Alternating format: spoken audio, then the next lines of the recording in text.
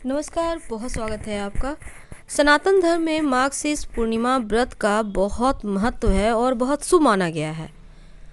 मार्गशीर्ष महीने की शुक्ल पक्ष की चतुर्दशी तिथि के अगले दिन पूर्णिमा तिथि आती है और इस बार 26 दिसंबर को पूर्णिमा है। अगर हम धार्मिक मान्यताओं की माने तो इस दिन गंगा स्नान करने का विधान है। आप चाहें तो घर में भी नहाने के पानी में गंगा जल डालकर नहा सकते हैं। इस दिन दान करने का भी विधान है।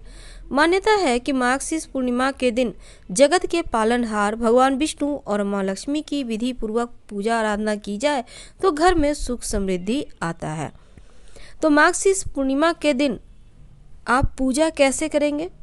देखिए, इस बार मार्गशीर्ष पूर्णिमा चूँकि 26 दिसंबर को है और अगर हम पंचांग की माने तो पूर्णिमा तिथि 26 दिसंबर की सुबह 5:46 से शुरू होगी और 27 दिसंबर की सुबह 6:02 पर समाप्त होगी।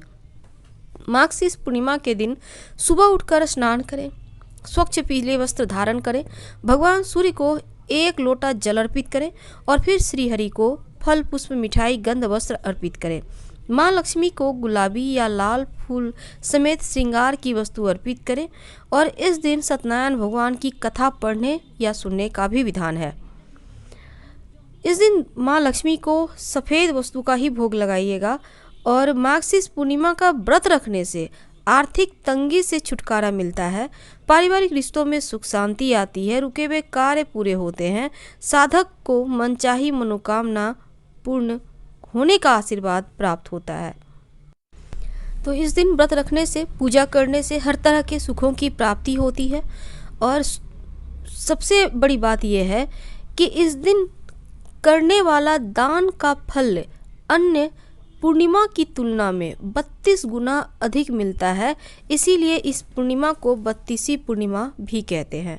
तो मार्गशीर्ष पूर्णिमा के दिन भगवान सत्यनारायण की पूजा जरूर करें और गरीबों को भोजन दक्षिणा आप दान जरूर करें। इस दिन कथा भी पढ़ा और सुना जाता है और इस दिन अगर मार्गशीर्ष पूर्णिमा, जिसे हम 32वीं पूर्णिमा कहते हैं, तुलसी की जड़ की मिट्टी से पवित्र नदी में स्नान किया जाए तो माँ लक्ष्मी भगवान विष्णु की विशेष कृपा प्राप्त होती है। चलिए सुनते हैं कथा। पौराणिक कथा के अनुसार एक बार नारद जी भगवान विष्णु के पास बहुत ही दुखी होकर पहुँचे और कहा कि उनसे दुखी मनुष्यों के कष्टों को देखा नहीं जा रहा। उन्होंने भगवान से कहा कि आप कोई ऐसा उपाय बताएं जिससे कि लोगों का कल्याण हो।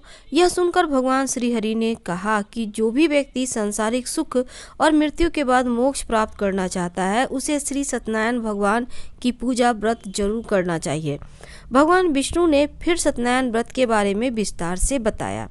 सत्यनारायण व्रत कथा का प्रारंभ भगवान विष्णु और नारद जी के वार्तालाप से होते हुए श्रीहरि के सत्यनारायण व्रत एवं पूजन की विधि के वर्णन के साथ राजा उल्कामुख, गरीब लकड़हारा, निर्धन ब्राह्मण, साधु वैश्य, लीलावती, कलावती, धनवान व्यवसायी, राजा तुंगध्वज और गोपगणों की कथा तक है।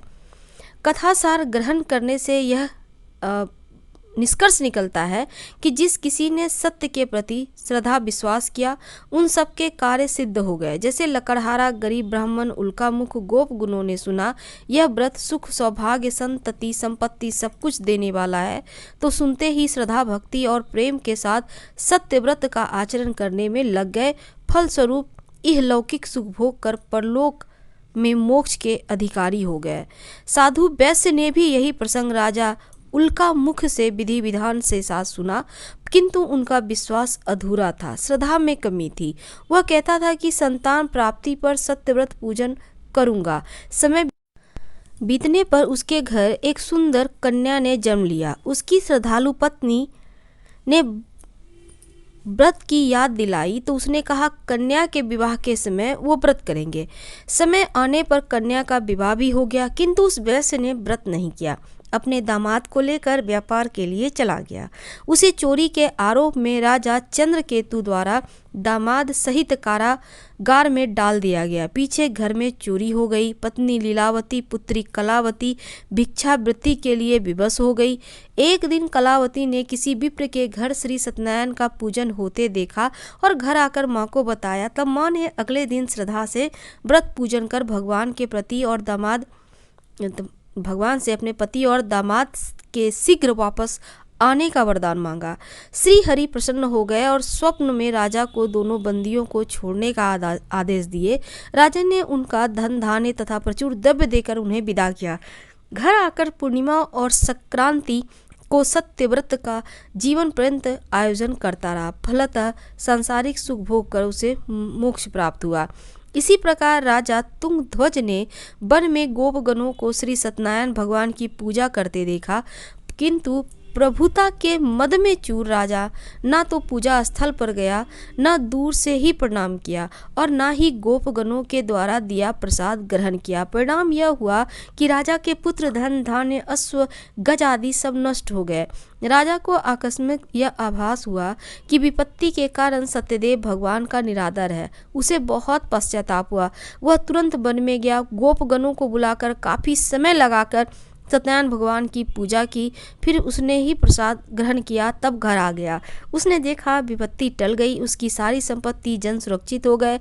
राजा प्रसन्नता से भर गया और सत्यव्रत के आचरण में निरत हो गया, अपना सर्वस्व भगवान को अर्पित कर दिया।